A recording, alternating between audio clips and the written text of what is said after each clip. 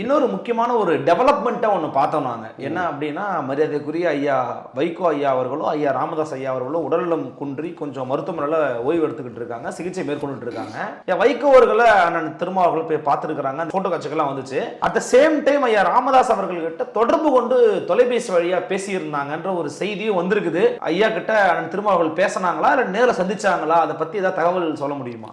நீங்கள் சொல்கிற செய்தி உண்மைதான். ஆனால் கடந்த 2012 பிறகு தருமபுரி திவ்யா இளவரசன் அந்த நிகழ்வு பிறகு இந்த 3 கிராமங்களை சூறையாடிய பிறகு மருத்துவர் ஐயா அவர்கள் அதிலிருந்து தன் மகனை மீண்டும் எம்பி ஆக்கணுங்கிறதுக்காக தலித் அல்லாத ஒரு கூட்டமைப்பு உருவாக்கினார்.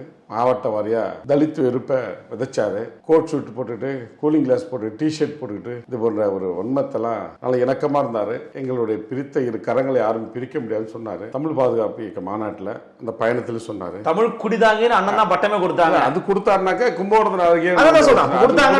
ஏன் தமிழ்நாட்டிலேயே அரியலூர் பெரம்பலூர்ல ஒரே நாள் 17 அம்பேத்கர் சிலை தந்தாரு.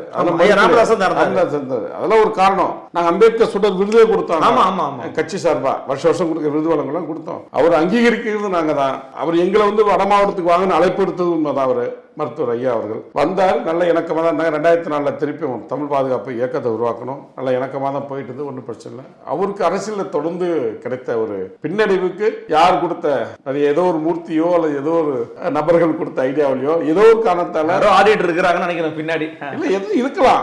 ஆச்சி ராயல் குலோப் ஜாமுன் பேக்ஸ் 1 வாங்கினால் 1 இலவசம்.